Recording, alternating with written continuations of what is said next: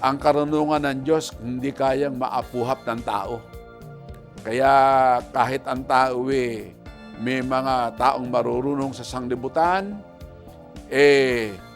hindi pa rin nila nasumpungan sa pamamagitan ng karunungan ng Diyos. Kagaya ng mga bagay na nilikha ng Panginoon.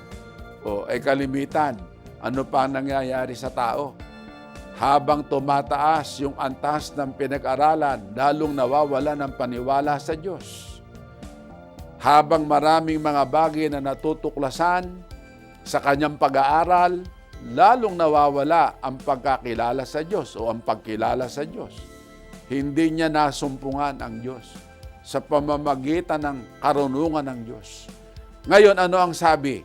Kinalugdan ng Diyos na iligtas ang mga nagsisipananampalataya sa pamamagitan ng kamangmangan ng pangangaral.